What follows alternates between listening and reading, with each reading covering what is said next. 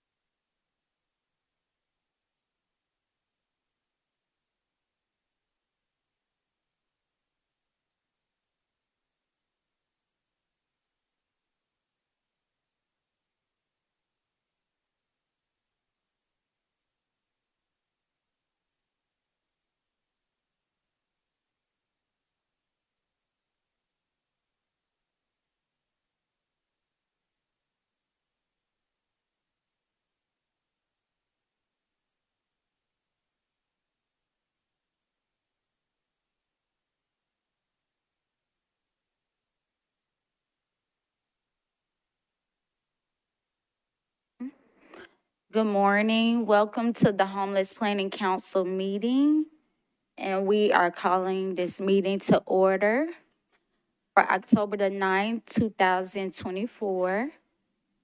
And welcome again. And we're highlighting CLC funding application approval today, which that'll come a little bit further in. We did not have anyone sign up for public comment this morning, so we don't have anything to go forth there. Let's see. Everyone is here. I'm gonna go ahead. I'm Kenita Patterson, Chair for the Homeless Planning Council, and also Chair for the Consumer Advisory Board as well. And looking forward to this meeting and looking forward to the work forward as well. So what I want to give kind of my thoughts from the previous month and where we've been throughout this year, because we only have a couple months left in the year. So just thinking about forward, and incorporating people with lived experience by HUD definition is being, let me see, it's being prepared in the background as far as, with the Consumer Advisory Board and all the different committees. And also, it's been stated in the strategic plan for July 2023 and June 2026, as far as incorporating in the lived experience and peer support. So just not to reinvent any structure in place already, rather deploy the peer support portion that I've heard rung in every single room that I sit in a grassroots capacity in the community. Lived experience is inside of our Consumer Advisory Board sustainability assessment results, which we have 8 areas as far as the different bits of work and buckets. So what they recommend inside of the evaluation portion of it, which the areas are environmental support, fund and stability, program adaptation, communication, strategic planning, partnership, organizational capacity, and program evaluation. And that's where it's recommended to have a survey for the different programs that will be ranked today through the NOFO. And that's something that will be poured again into the work and behind the scenes worked out as far as everyone being able to work on it, every single committee. So being able to connect all the dots to the work is kind of my goal, to be able to get clear communication across all committees and bring that work in together. So just being accountable, and we watch our peers literally die waiting. So we always read the list of names, and we want to start not only because I feel like this month is not as long as it was. I know we had a double month last time we read, but we want to start seeing that list get smaller and smaller till we don't have to read those names anymore. And I feel like that fully changes the narrative collectively for Davidson County and CLC wide. And it takes every last one of us. So that's kind of my report as far as chair this morning, and welcome before we go into the roster. And within the roster, I'm going to read it. And then next, we'll have Mr. Matt Garth is our Metro Legal this morning. He's going to explain to us conflicts of interest and what we're going to be listening today as far as the rankings and everything. So starting with the roster, I have myself here present, no conflicts. Pastor Stephen Handy. Present. Conflict. Okay.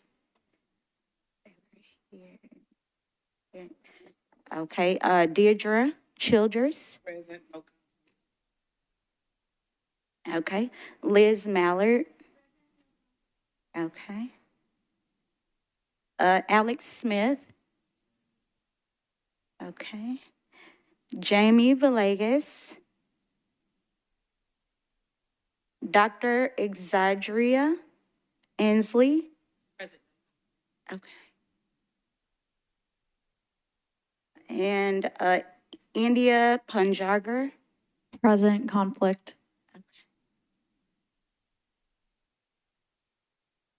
Drew Freeman. Deanna Allen Robb. Michelle Southard. Okay. Andrea Hancock. Present. Okay. Oh, just a second. Meredith Whalen. Okay. David Langle Martin, excuse me. Jordan Huffman. Courtney Johnson. Present. John Rutherford. Present, no conflict. And alrighty, Rico X. And Adam Hansen. Ashley Horton. Lizzie Goddard. Laura Ward. Angie Lawless. Jaha Martin. And then non-voting advisors, April Calvin is here. We have Treva Gilligan and Susie Tomey. They're not present. So if we could, I'll pass this along to Metro Legal. Good morning. So I was asked to just speak to conflicts of interest. We have an action item on the agenda this morning that involves ranking the applications for continuum of care funding. And there may be some members of the council who are affiliated with some of those organizations. So I'll start just by reading from the continuum of care charter about what a conflict of interest is. A conflict of interest is an actual, perceived, or potential conflict that has the effect or intention of advancing one's own interest. A conflict of interest occurs when an HPC or COC member is affiliated with or has an immediate family member who is affiliated with an agency that receives funding overseen or distributed by the continuum of care, or otherwise has a relationship with an agency that receives COC funds that gives rise to the appearance of impropriety. So members shall not participate in or influence discussions or resulting decisions concerning the award of a grant or other financial benefit to any organization that they are a member of or their immediate family member represents, or any organization from which they or an immediate family member derive income or anything of value, or if an individual member receives services from a particular agency. So ordinarily at the beginning of the meeting, we have time for members to declare those conflicts. And so because there's an action item this morning that involves ranking organizations that are going to be receiving funding from the continuum of care, it's just appropriate that if you work for one of those organizations, or if you receive services or are affiliated with one of these organizations, that you disclose that and then recuse yourself from any of the discussions or deliberations or decisions involving that matter. So that's what we have this time at the beginning of the meeting for. And so I just wanted to give a little bit more context to what a conflict of interest means. Thank you for that. And we're gonna read the remembrance and have our moment of silence for the lives lost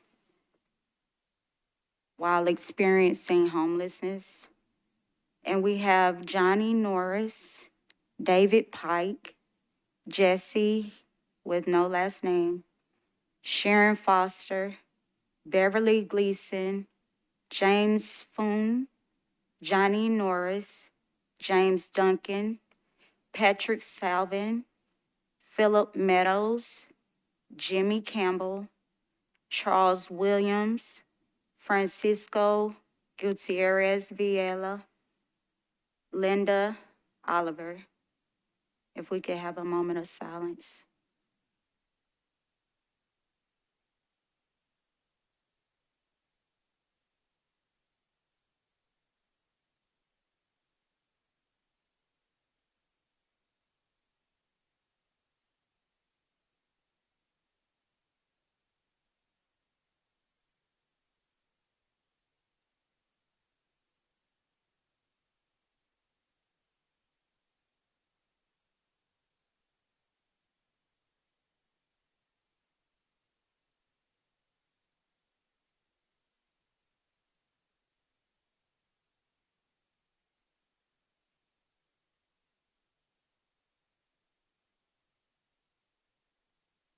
Thank you for that.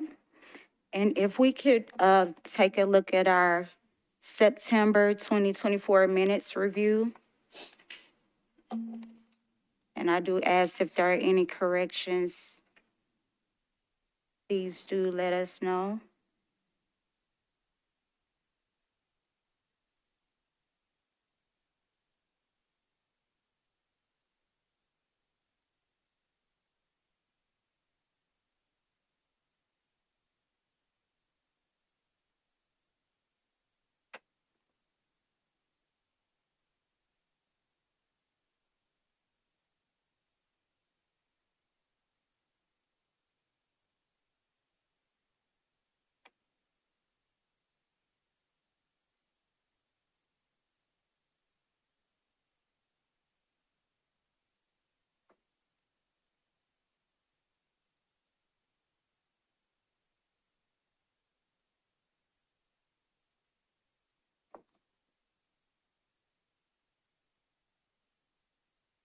And if there are no corrections, we can move along to the Office of Homeless Services Director's Report by April Calvin.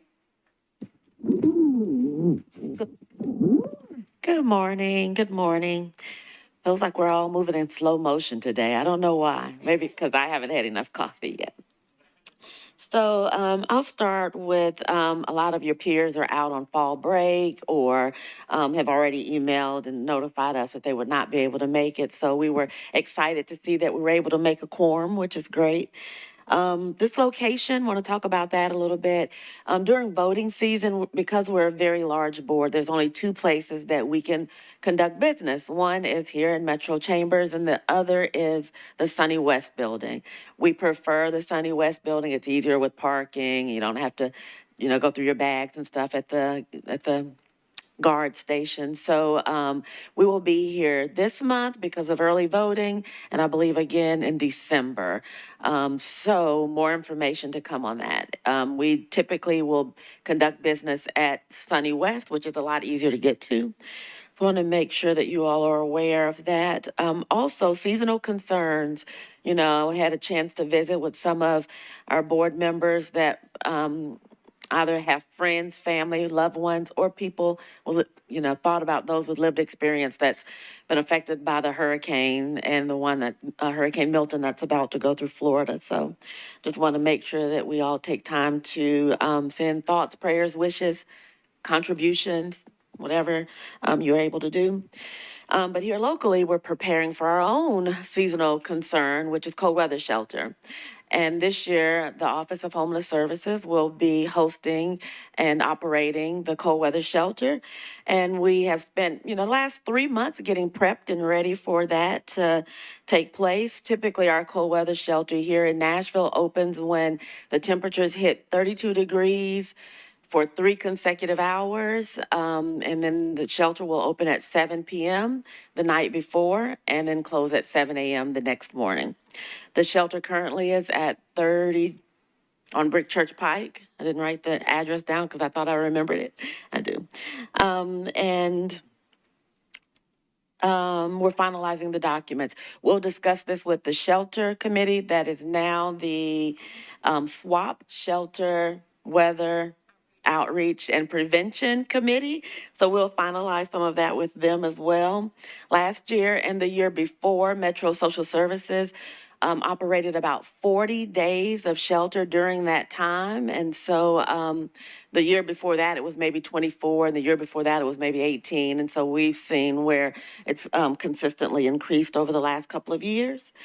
What we're asking for assistance with is we, as Office of Homeless Services, typically, we would help WeGo by having volunteers and our office there at the bus station. WeGo is a great partner. They provide some bus passes. They provide free rides from 6 p.m. to 10 p.m. And then they also provide bus passes so that people can move out of shelter early in the morning. And so they asked that we have a volunteer there during 6 p.m. to 10 p.m. And our office is working closely to partner with an agency that would be willing to have a volunteer. And we know in the past agencies have helped with cold patrol. And I'm not sure if, we'll talk about some of this in shelter committee, but if anyone sitting here is able to help and assist with the WeGo bus station, please send me an email or Raquel an email, just because we were looking for volunteers to help out in that situation. 2 to 3 people typically is all that it typically takes. And so if an organization would like to sign up and register for that to be like a volunteer night for them, then that'll work great as well. In the newsletter, you'll see that talked a little bit about USIC's new prevention plan. Sometimes when you speak things out into the universe, they finally, it finally happens. And we've been looking for some prevention and diversion framework. There's some best practices out there, but USIC recently last month, released the framework. We're excited to dig in a little bit deeper. We're working closely with United Way, Built for Zero. They have a representative that is looking for capacity building as it relates to prevention and diversion. There is a FAN committee, Financial Assistance Network, that other organizations like Rooftops, NeedLinks, Metro Action, I think maybe Metro Social Services are actively participating in, and they typically help with prevention and diversion efforts. And so we really just want to sync some of that work together. I'm not going to go long simply because we got a lot of work to cover. And let's see, I believe several of you have asked about MNPD and their internal change that's happening as it relates to community engagement officers. I have a call with Deputy Chief Green tomorrow morning at 8 o'clock, so I may have more information on how that relates to their efforts in connection with homelessness. That's it for me, unless there's any questions.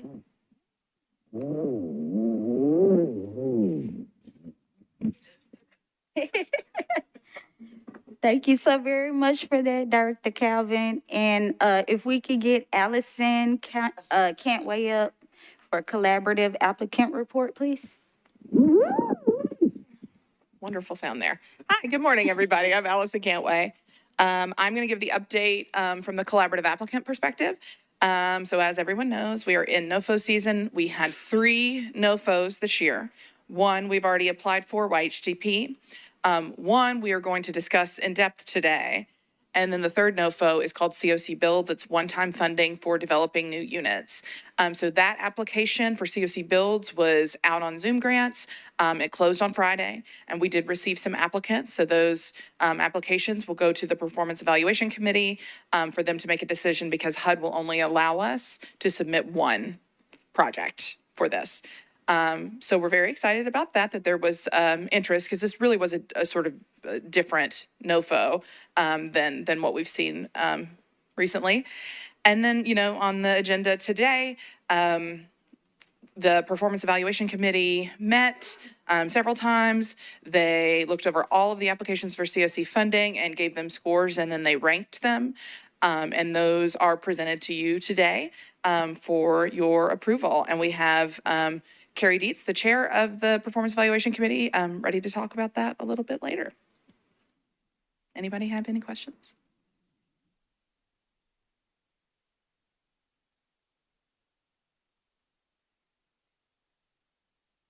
Yes. Speaking to your mic. Speaking to your mic, so Sorry, Yeah. thank you.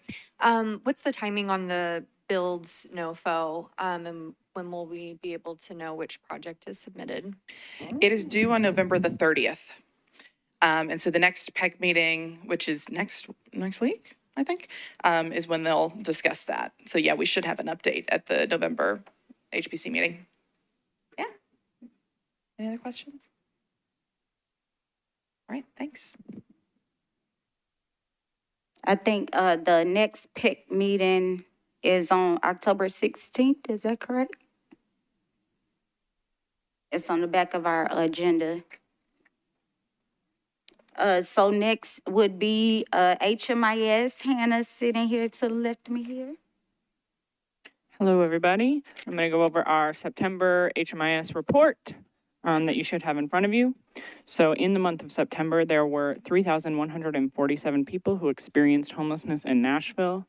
That was in 294 families and 2,088 adult-only households. And over the past 12 months, 9,836 unique people have experienced homelessness in Nashville. Of those people, 259 or 8% were veterans, 232 or 7% were youth aged 18 to 24. 45% were experiencing chronic homelessness, which means they have been experiencing long-term homelessness and have a disabling condition. And 544 or 17% were entered into HMIS this month.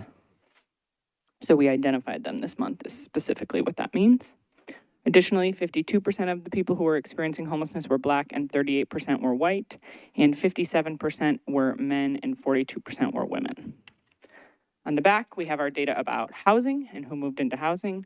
156 people experiencing homelessness were moved into housing in September 2024. That was 22 families and 85 adult-only households. And over the past 12 months, 2,028 people have been housed in Nashville who were experiencing homelessness. We had a good month for housing veterans. 21% of those people were veterans. Additionally, 43% of those people were experiencing chronic homelessness. That was 67 people. And the average length of time it took from when someone entered HMIS to when they were moved into permanent housing was 124 days, which is lower than we're often seeing there. The ways people were moving into housing most often were 27 households moved into housing with no subsidy, 24 moved in with rapid rehousing subsidies, and 18 moved into permanent supportive housing. So with the opening of Strobel Center, we're continuing to have good months for permanent supportive housing, a lot of people being able to move in there. And the agencies who housed the most households in September were Operation Stand Down, Oasis Center, the Salvation Army, Catholic Charities, and Room in the Inn. Thank you for that, Hannah. And Raquel with the continuum of care updates. Hey everyone, I just have a handful of updates for the continuum of care. I'll start out that we do have a general membership meeting next Thursday. So for those of you who have never come to a general membership meeting or are interested in engaging, it's a great opportunity to connect with all of the individuals and organizations who participate across the continuum of care. And so we're also working on putting together an agenda for that meeting. So if you have anything in particular that you think needs to be on that agenda, but otherwise, mostly that meeting is spent allowing organizations to share updates for us to identify points of collaboration. And to Kenitha's point, I know she's really been encouraging for our committees to be able to collaborate more so that we're doing work cohesively rather than in silos. A few other updates to highlight. So as has been mentioned, the Performance Evaluation Committee is meeting next week. They'll be talking about COC builds, and Carrie Dietz, the chair of that committee, will be presenting on the rating and ranking today. Our Housing Opportunities Committee, which is chaired by Jamie Villegas, who's a Homelessness Planning Council member, they had their first meeting in September. It was very well attended. It was very energetic. They're hoping that the next meeting will be focused on creating a one-year plan. And Jamie's also entertaining, committee interest forms from those who are interested in participating in the Housing Opportunities Committee so that she can build a full roster. The Data and HMIS Oversight Committee is deep in the Policies and Procedures Manual. That was open for public comment until October 4th. We did receive a handful of public comments. If you have anything additional that you would like to share, you're welcome to come to that meeting on October 28th or reach out to Chair Shanley Deignan. And they're also working on the HMIS lead evaluation. We have multiple committees that are responsible for oversight and evaluation of the different lead components across the continuum of care. The Data and HMIS Oversight Committee is kind of piloting what those evaluations could look like. And I know that the Performance Evaluation Committee and the Coordinated Entry Oversight Committee are hoping to learn from that experience and design their own evaluations. I really want to highlight that the point in time count subcommittee is very active. We're hoping in the next few weeks to launch a volunteer form for those interested in volunteering for the point in time count. For those who might not know, the point in time count is an expectation by the U.S. Department of Housing and Urban Development to conduct a census of people experiencing homelessness on one night. It's usually on the coldest night of the year. Ours will be on January 23rd with a rainout date of January 30th. If you or anyone you know is interested in volunteering, we will be disseminating that form. We're hoping to get a long list of volunteers. We know that people oftentimes have things that come up at the last minute, so we want to make sure that these teams are very robust.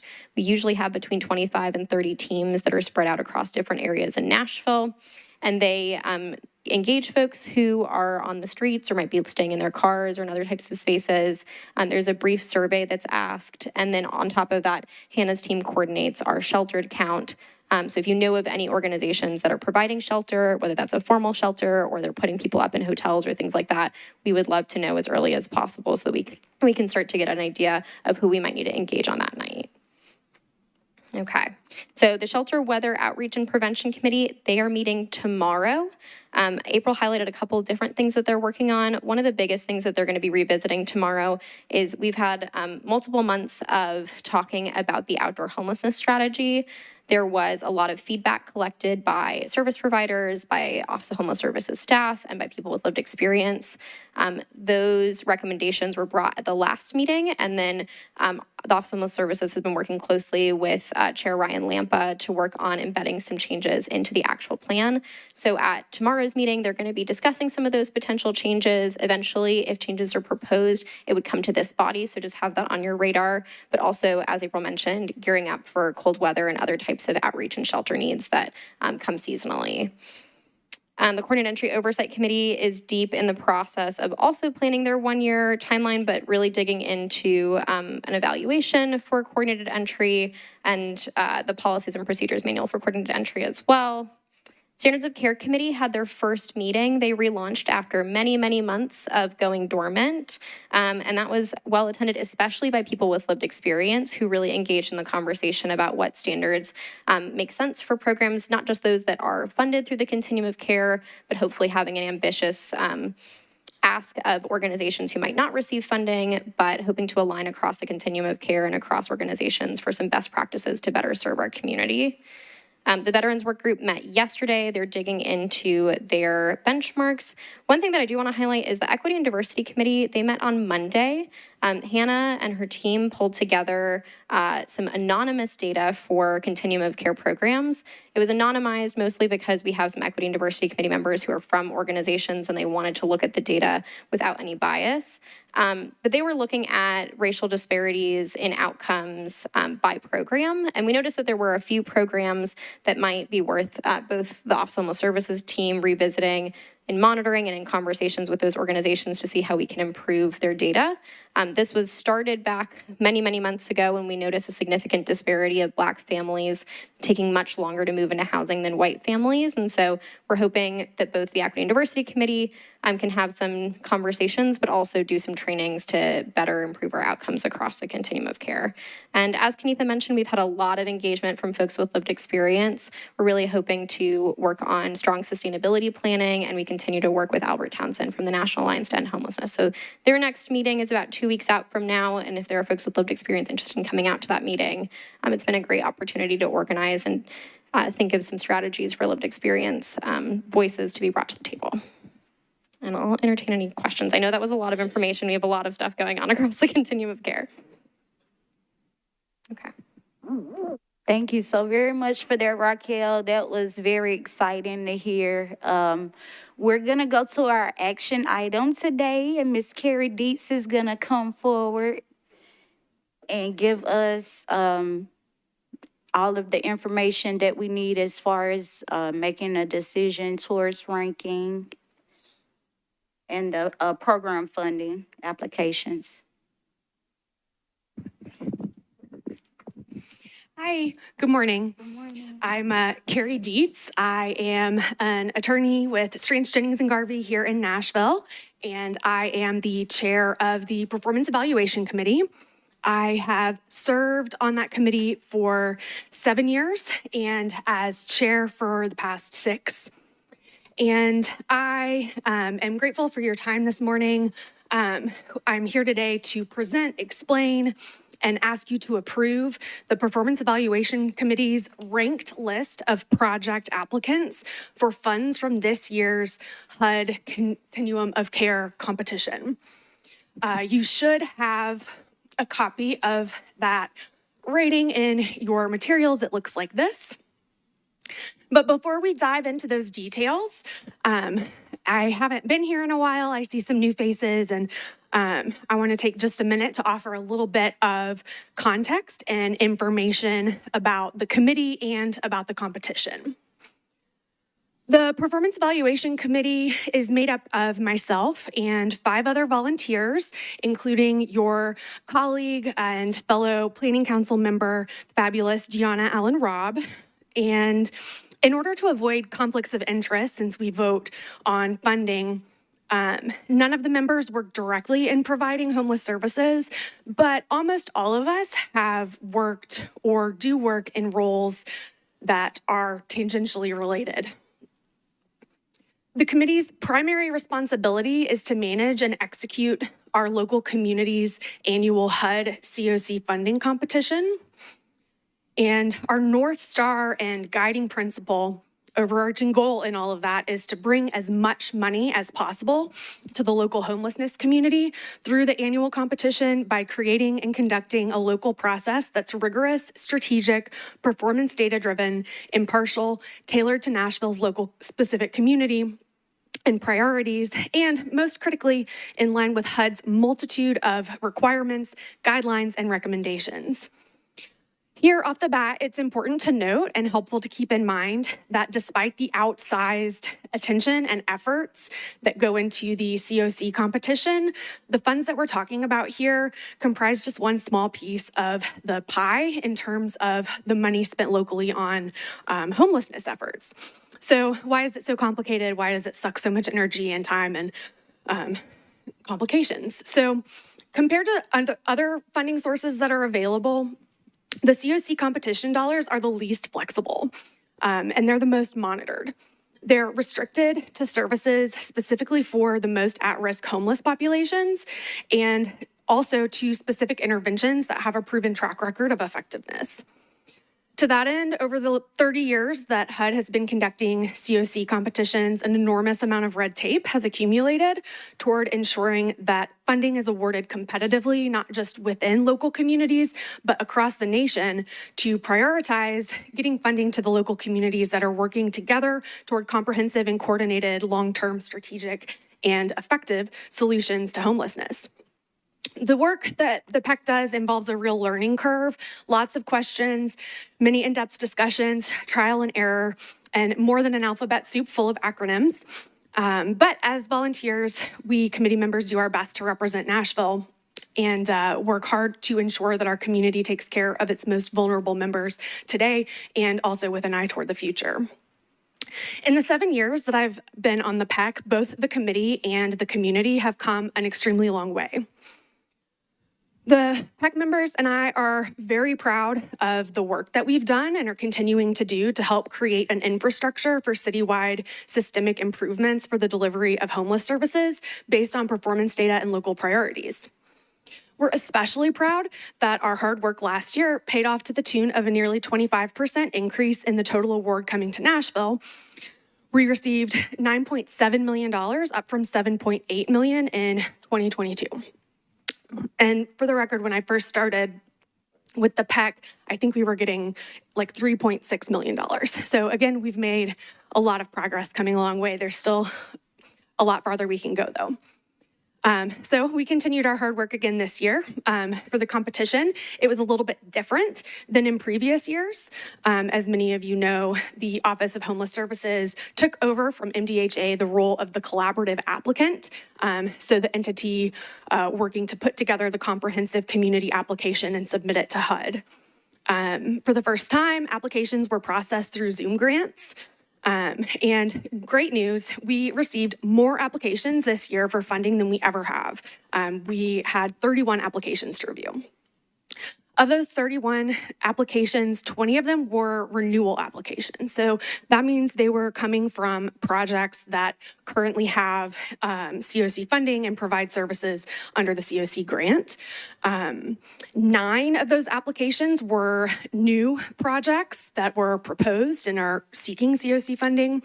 And 2 of them are domestic violence bonus applications that are competing for a separate pot of money that HUD set out specifically this year for projects that serve domestic violence victims.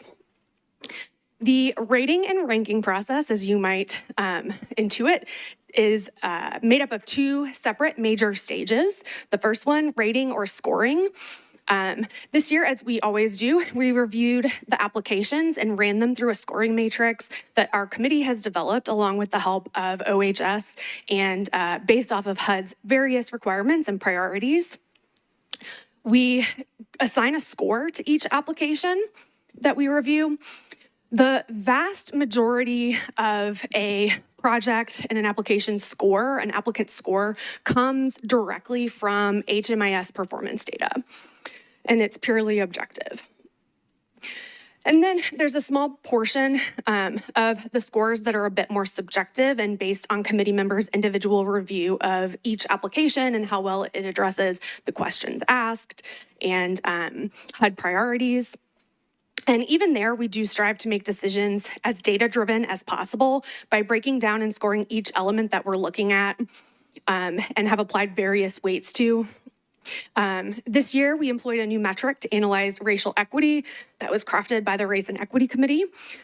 We also look at other elements like non-positive exits from the program, housing first fidelity, how effectively a project incorporates perspectives of those with lived experience, LGBTQ protections, facilitation of supportive services, the process of providing reasonable accommodations, many, many other things. That said, again, that subjective part is just one small piece of the overall goal, which is primarily objective score, rather, which is primarily objective and based on that hard performance data. So as you might have guessed, new applications, applications for new projects are the stickiest wicket that we deal with during this process. There's no performance data, so there's no foundation for those projects to have those scores that we pull objectively. And traditionally, what we've done in the past is essentially assign each new project applicant the average score that the renewal projects came up with. This year, we tried a more comprehensive scoring of the new applications that was similar to the more subjective, smaller portion of our review of renewal applications. Ultimately, I think we decided that was a lot more work, resulting in disproportionately little payoff, so I'm not sure that we'll do it again. At the end of the day, there's simply no great way to score projects that have no performance history in a competition that is primarily based on performance data. But again, as volunteers, we do the best that we can to consider everything that's on our plate. So after each application has been scored, all of the projects are put into a list and sorted by scores in a descending order, resembling the list that you have. And that's when we head into step 2 of the process, which is ranking. So HUD requires us to go through an additional step of ranking after we've gone through scoring. Essentially, this entails looking at the list of projects by score and tweaking that order if necessary based on local priorities and long-term comprehensive community strategy. To facilitate this, HUD requires the use and applies the use of a two-tier system to help communities prioritize funding and to manage risk, depending on how much budget is going to be available for COC projects across the country in any given year. So the tiers are reflected on the list that you have in front of you.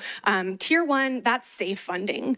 It's roughly the amount necessary for our local community to maintain the current COC projects and services that we're providing. Those funds have essentially already been allocated to our community, and we expect to get them. The projects that fall above Tier 1 will be funded as long as they pass the eligibility and threshold requirements, which they all should. We've already gone through that review as well. Tier 2 is a little riskier. That's potential funding. The projects that fall below the line into Tier 2 may or may not get funded, depending on how much money we ultimately get as a community and how much money HUD has to give out. So those projects that are in Tier 2 may or may not receive all or some of the funding that they've asked for. After HUD goes through and awards the money for Tier 1, all Tier 2 projects are put into a nationwide pool for funding and compete against each other. Those funding decisions are out of the local community's hands. They're made predominantly by HUD. So anything in Tier 1 is community priority. The local community has impact on that. We get to help prioritize and decide what we want to fund. The rest of that is out of our hands.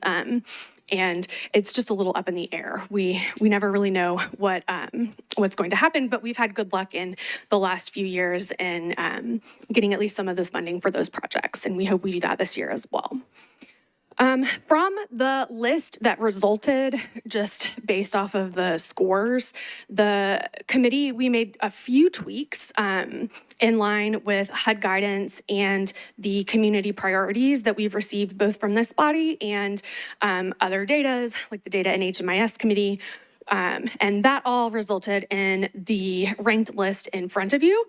We took a very light touch to tweaking. We never move anybody down.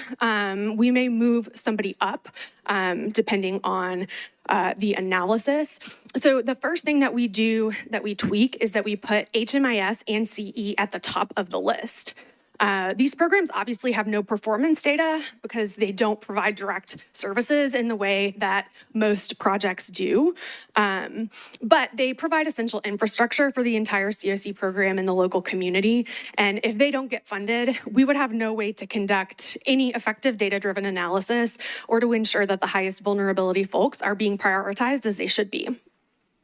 We also made a couple of small tweaks in favor of projects that provide permanent supportive housing, and especially permanent supportive housing for individuals. Not only is permanent supportive housing widely recognized as the most effective long-term intervention for solving homelessness issues, it's also been identified as our community's most dire need. So in some circumstances, we bumped up permanent supportive housing projects to prioritize them over different project types such as transitional housing or rapid rehousing. This year, the most discussed and challenging aspect, about 3 hours into our meeting last month, was around where MDHA should be placed on this list. Its performance data was a bit underwhelming, but ultimately we decided to bump it up and make sure that it fell into Tier 1 and the funding wouldn't be risked. I know that may seem confusing. Why would we do that? Well, even underwhelming performance data is better than no performance data at all.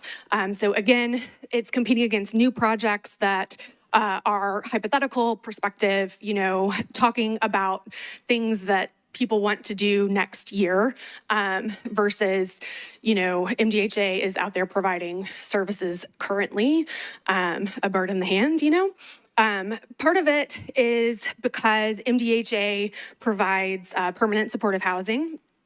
And in fact, MDHA is the largest provider of permanent supportive housing services through the COC funding program. So, So essentially, most importantly, at the end of the day, MDHA currently serves, Hannah can correct me if I'm wrong, somewhere roughly 40 people a year. And so those are folks that have housing through this COC funded program at MDHA. And if MDHA were to lose its funding or part of its funding, that could result in evictions. And essentially we'd be looking at our local system being flooded with 400 people who had housing and then no longer have housing. So at the end of the day, as a committee, it's important to us to avoid taking any actions that would result in the displacement of some of the most vulnerable, chronically homeless members of our community who have gotten housing. So that explains, hopefully, some context in the process that we went through. Again, you should have that sheet in front of you. We, as the committee, essentially are coming to y'all as the planning council, saying, hey, this is the work that we've done. This is the ranking that we came up with. And we're asking you to approve this and send it off to HUD as a part of our community's collaborative application. If anyone has any questions, I am happy to help answer anything I can.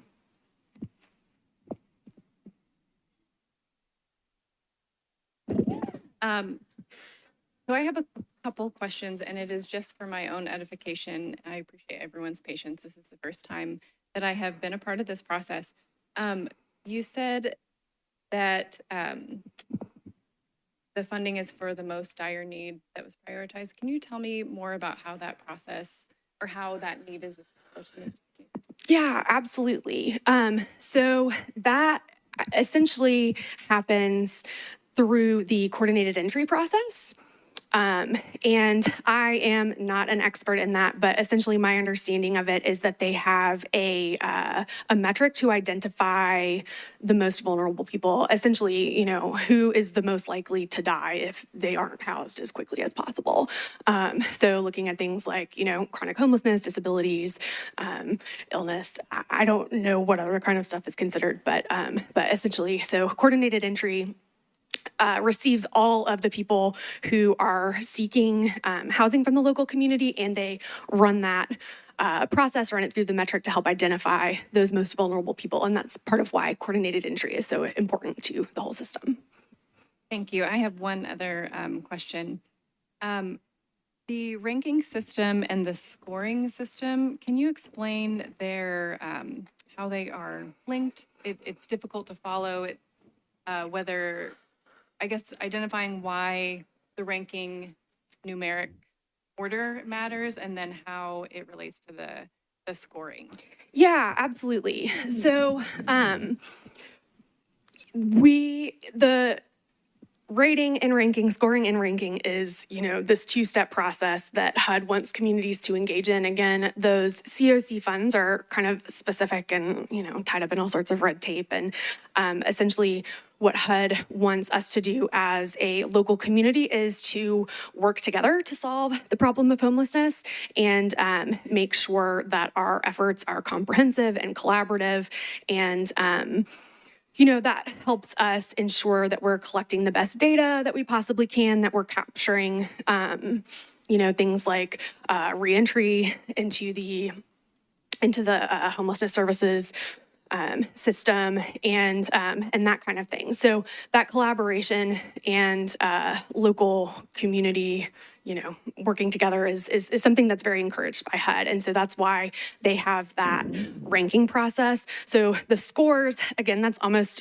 entirely objective, except for those new applications, which are a little bit trickier, but just run that through the system. That spits out a list.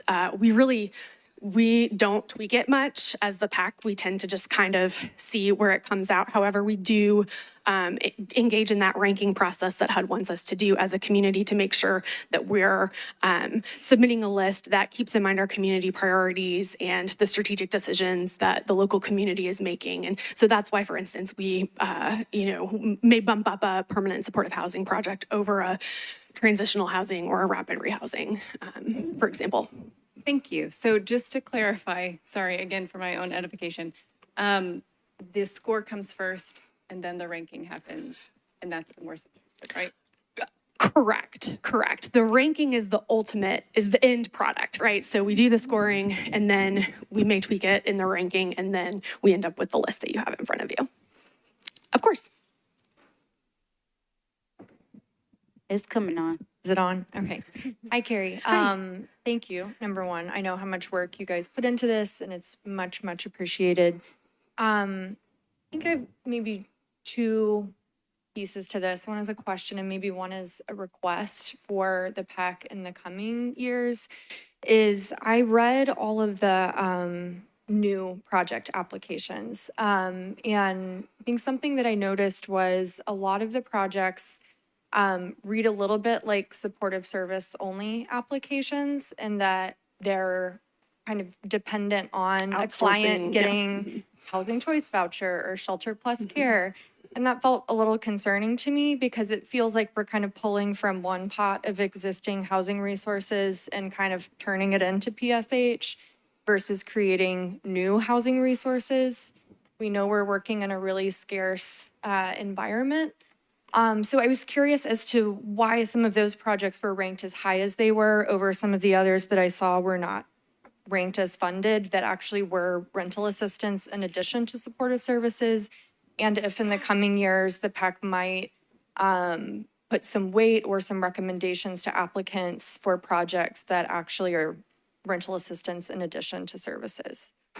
Yeah, absolutely. I think that's a really great point. And certainly, everybody has to meet the basic requirements. And in addition to that, there are other considerations as well. And, I think I'd be curious to talk more in depth about this. For sure. The PEC is certainly interested in ensuring the whole system is set up to make sure that you're getting the most bang for your buck as possible. Nashville faces various challenges, some of which are slightly unique. And as a result, the impression that I've gotten and the work that I've done is that our community it doesn't look like a lot of other communities, and to the extent that we have projects that are providing permanent supportive housing, it's rare to find that all under one roof, right? With the housing and the supportive services. We're seeing more and more kind of collaboration. I'm not sure. I think some of that has to do with things like lack of Medicaid expansion and the matching requirement and whatever. So, we are certainly interested in prioritizing permanent supportive housing, which includes the supportive services, obviously. We all know Nashville is struggling from a lack of housing, and especially affordable housing. And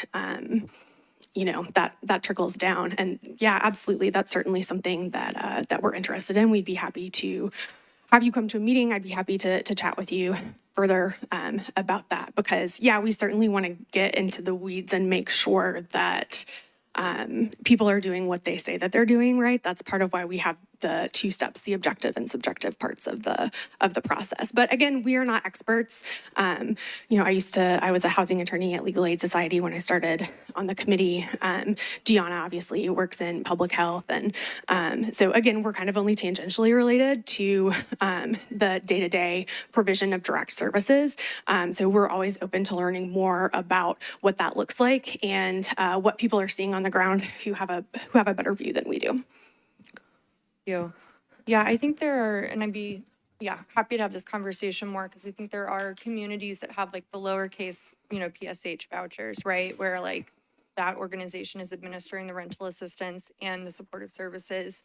And there were some applications that read like that's what they were proposing. So I was just kind of curious as to why some others that were dependent on outside housing resources. And then this is a question where I know Susie's not here, but others may know of, I know that the emergency housing vouchers had reduced barriers where I believe it was only, very few barriers for why you would not be able to receive that subsidy.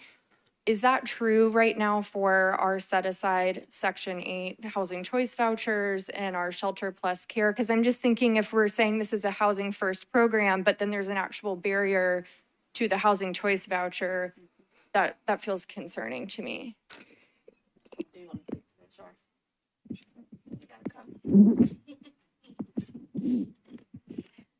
Good morning, everybody. The set-aside vouchers do have a different or the standard screening process.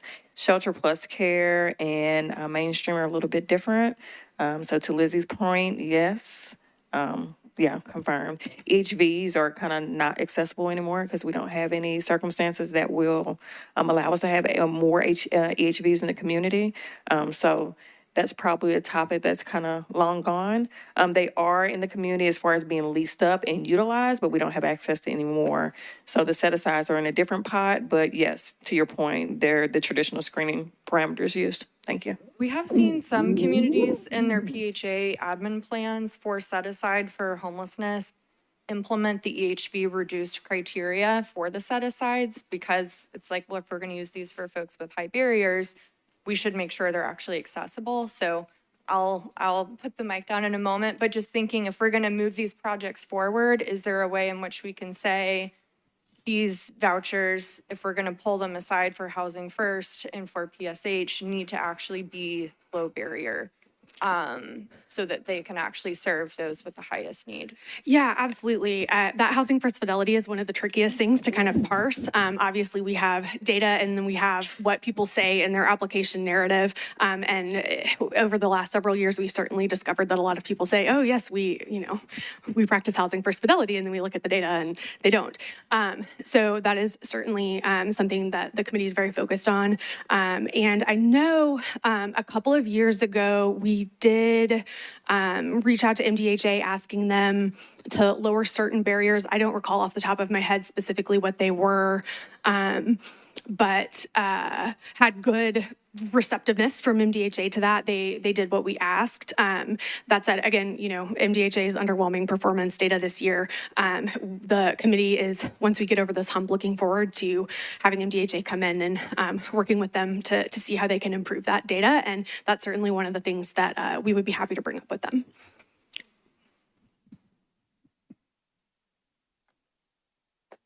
Thanks again for this comprehensive report. This is more of a question. How does diversity fit into the equation for those who are selected? And I premise that question with Metro government has been woefully inadequate of having minority procurements. We did some work in the 90s that moved that needle, but I'm sure that needle has gone back down. How do we ensure that we're preparing minorities to get in this pool when traditionally, if you're in the pool, you get to stay in the pool? Right. Yes, that's a great question, and something that the committee is really, really interested in. Again, it's tricky. We talk all about these funds, and these funds are just, funds for this specific program. Not all of the funds available have the hefty kind of administrative and red tape requirements. We, a couple of years ago, held some kind of like open meetings along with people who might be interested in participating in the COC project, just to kind of help them familiarize themselves with the requirements, how the process works, and the sorts of services that are provided, so that folks would be in a better position to submit applications that meet the threshold requirements and are eligible, and look good for funding.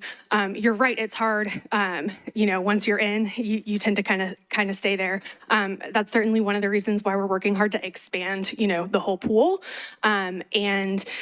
Like I mentioned, we were really pleased, the committee this year, to be able to work with the Race and Equity Committee on coming up with a scoring metric that looks a little more closely, not just at outcomes, population. To some extent, in terms of the provision of services, to some extent, that's out of the hands of the projects that participate because they are supposed to accept all of the referrals from CE.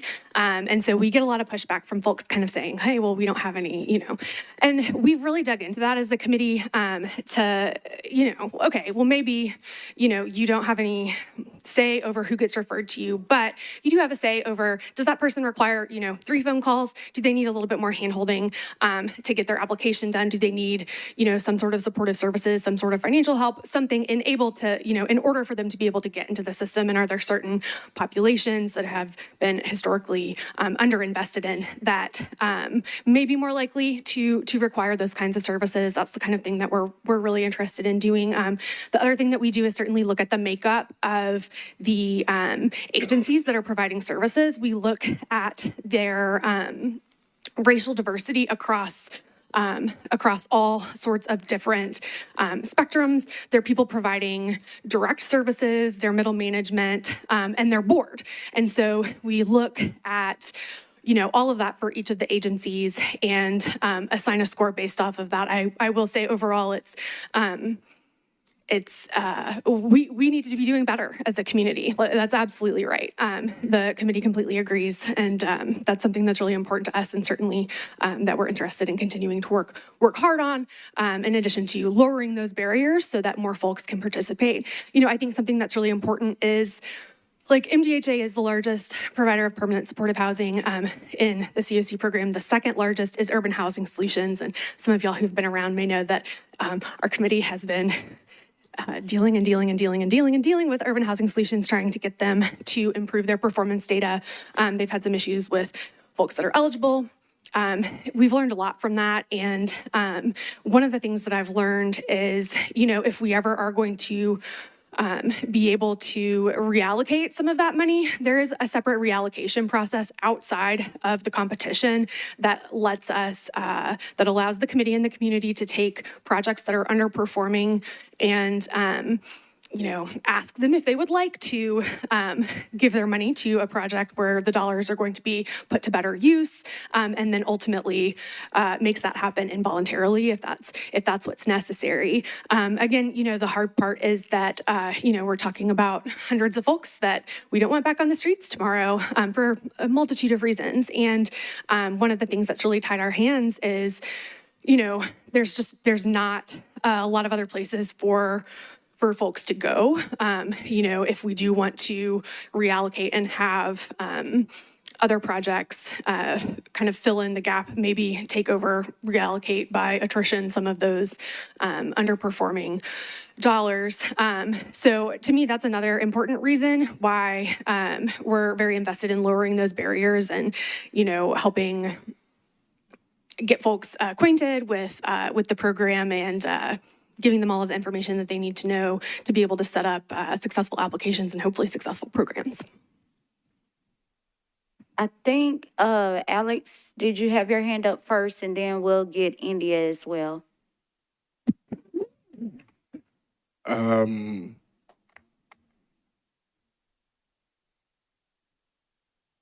This is a little confusing to me, especially as an outsider looking in, mostly because there's seem to be a lot of duplicates when it comes to this programming.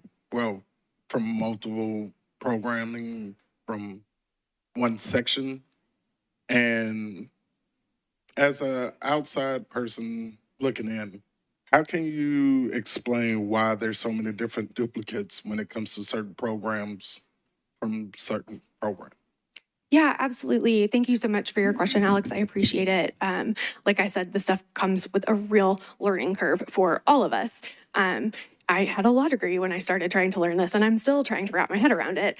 It's really complicated, so I really do welcome any questions. There is no such thing as dumb questions when it comes to this process.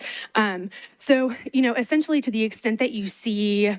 For example, the Salvation Army is listed multiple times. The reason for that is that the Salvation Army as an agency has multiple projects or programs that are each individually funded through the COC system. So instead of applying for a grant for one program, they apply for a variety of programs.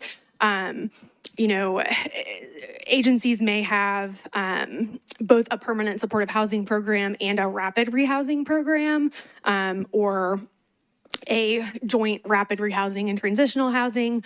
Essentially at the end of the day, just what that means is that Salvation Army and these other entities, Mary Parish Center, that are on here multiple times, have expanded under the COC grant to provide services through multiple projects, different projects that get the COC funding. Does that answer your question? Oh, and different years. Sometimes people, agencies may apply one year and start getting those funds and then decide, hey, we want to ramp this up, or maybe there's a different something else that's prioritized in the NOFO or new bonus. Again, there's that bonus money that's kind of like a separate pot that this year HUD set aside specifically for services, for projects that provide services for victims of domestic violence. And so sometimes an agency, Salvation Army actually did that a couple of years ago. We didn't have anybody who was interested automatically in applying for the DV bonus money, and we didn't want to leave that money on the table as a community. Because again, the good news is that once you bring in the money, it stays in the community. And again, we do have some flexibility to reallocate. So once that DV money comes in, that DV bonus money comes in, it becomes a part of the pot. But that's another example of how an agency may end up with multiple programs. I just had a question about a couple points you were bringing up. I just want to reiterate when I spoke about conflicts of interest earlier, just to be clear, if you're a member of the commission and you're affiliated with any of the organizations that we're discussing the funding of, it's Metro Legal's opinion, and I think it's supported in the charter, that it's appropriate to recuse yourself from any of the discussions or deliberations concerning this action item. I just have a process question. Carrie was speaking about the reallocation process that's external. How is that even initiated? And is that like in the charter or? Yes, that's a good question, and it's not directly related to this year's funding competition. So I'm happy to address that. Essentially, one of the things that HUD wants us to do is come up with a reallocation policy as a community to help ensure that we have the flexibility to be able to move funds around and get them to where they're most needed and are going to be the most effective. And so the PAC last year worked on drafting a reallocation policy. We, looked at some other communities. I think we modeled it off of the one from Austin, and essentially drafted this reallocation policy that allows us as a local community to move that money around. And I don't have the policy in front of me. I'd be happy to send it. It's basically just like a page. Essentially, the way that the process works is it's triggered by scoring. So if a renewal project fails to meet a minimum threshold score, that automatically puts them in consideration for reallocation. The first step is corrective action plan, and then that can proceed to the extent that programs don't solve the issues that they need to. And agencies can either reallocate voluntarily, or it can happen involuntarily if they fail to take the steps necessary under the corrective action program to improve in time. So I hope that answers your question. I was just going to clarify that on the Continuum of Care website, if you go to the committee's webpage, the reallocation plan is listed under the Performance Evaluation Committee. Thank you. Thank you.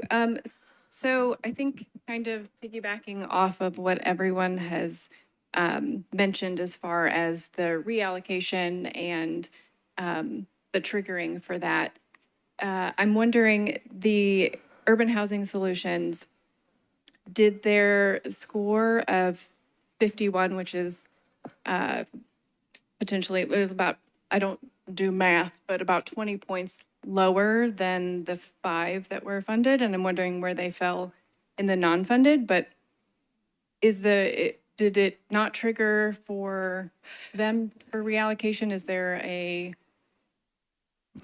Yeah, absolutely. It did trigger them for reallocation. And so essentially, you know, what that means is now that we're over the competition hurdle, and well, we have other NOFOs, but that is, you know, at the top of our list is dealing with Urban Housing Solutions. They'd had a lot of turnover. They'd been under a closer eye for a little while, and at this point, yeah, I think, you know, the reallocation policy is in effect, and they'll receive notice of that and a corrective action plan with the steps that they need to take or the outcomes that they need to reach within a certain time frame in order to prevent the process moving forward to that involuntary reallocation. Essentially, you know, we put everybody on the list, kind of. You know, we, as long as they meet the threshold eligibility requirements. So, you know, as far as I'm aware, I don't believe we have any process that would like automatically prevent someone or a project that applies from, you know, going on the list wherever they fall, just that reallocation policy. There have been new projects in the past that, you know, didn't meet the threshold requirements for the grant that we didn't list. But so, yeah, yeah, Urban Housing Solutions. Yeah, that's been another sticky wicket for the committee. I hope that answers your question. It does, and I appreciate that, one, that the reallocation policy exists. I appreciate that it is being enforced, and I do also appreciate the fact that this group acknowledges the need for that. And I want to put my money where my mouth is, and I am happy to help in any capacity to help move that forward, because I do believe that it's a very important part of this. Excellent, thank you.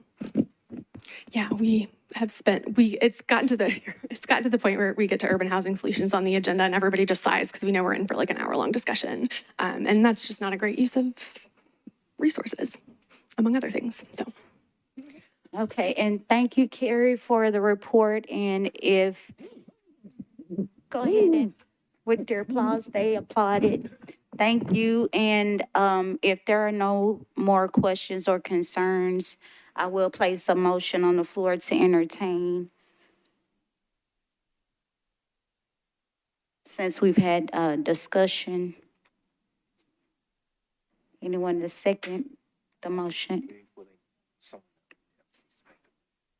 Okay. Someone else has to make the motion, not myself. Okay. And all those, would it be that part next? This is my first time doing that, y'all. It's open now for discussion. Which that's my fault, because I thought that's what just happened. But yes, if no discussion further, which I think really a robust conversation happened. But all that approve, if you could say aye. Hold on, I'm gonna need to be able to count. Or maybe just Besides,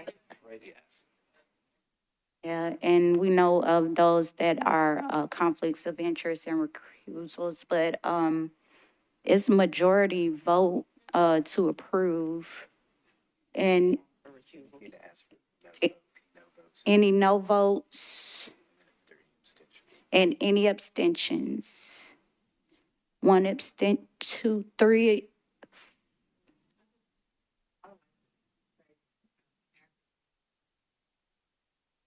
Okay. Okay.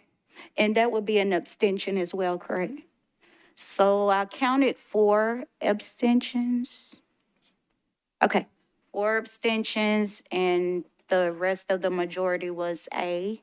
So the motion is therefore approved. I would say for CLC ranking and funding. And thank you, Carrie. So, and thank you guys for your patience in getting through the vote and the very good discussion that went forth. We're gonna go to, I believe now, really new business is our story of progress. And that's gonna be Adam. Hey, good morning. Thank you very much. So Lowe's is investing $100 million to restore and revitalize community spaces across the country through the Lowe's Hometowns projects. Each year through 2026, Lowe's selects 100 large-scale community projects chosen from consumer nominations to be completed in partnership with local nonprofits. Lowe's store associates and community volunteers are also engaged in this process. Additionally, nearly 1,700 additional projects are selected across the country by Lowe's associates. At Lowe's, we have an unwavering commitment to making homes and hometowns better for all. Over the last 100 years, Lowe's has grown from a small hometown hardware store in North Carolina to one of the largest home improvement retailers in the world. The company's heritage puts communities we serve at the heart of everything we do. Last year in Nashville, Room in the Inn was awarded the Hometowns grant to provide much-needed improvements to the facilities for the residents and the staff. This was a large-scale project that made a big impact. This year, I'm super excited to announce that McKendree United Methodist Church, through the nonprofit Restoration Point, has been awarded a 2024 Lowe's Hometowns grant. This grant will provide much-needed funding to improve the interior and exterior of the facility to include HVAC units. There will also be a Red Vest Day later this month where numerous Lowe's associates from the Nashville area will work on projects to help improve the facility. Projects like this are not possible without the support of leadership at Lowe's, like Regional Director Alicia Taylor, who is in attendance today, and Divisional Director Elizabeth Rush, who choose to take action and provide the support needed in local communities to ensure projects like this can come to life. If you are interested in next year's grants, the 2025 nomination period will open January 21st, 2025. Check lowes.com/hometowns for updates. And just in addition, I believe it's important for everyone listening to understand that there are resources out there in the community that you may not realize that are there. I encourage you to connect with local businesses, big and small, public and private, and see exactly what is out there. As we discussed for a while earlier in the meeting, the funding and application process for funding is complex, and it can involve many steps. Connecting with local businesses could be a new avenue to receive resources or funding that can make a big impact with much less friction. What could start as just a small conversation could culminate into a project that can have an impact for years to come and really help change lives.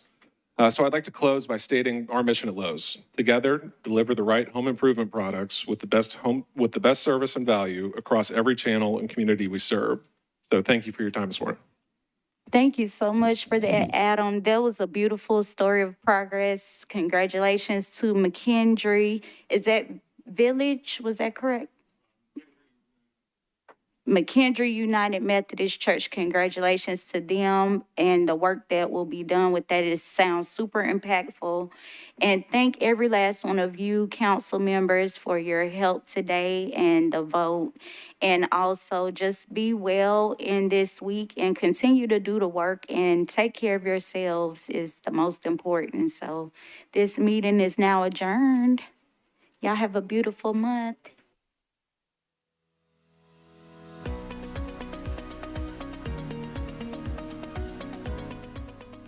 This has been a service of the Metro Nashville Network. If you would like to see this presentation again, or for more information on this and other programs, visit nashville.gov.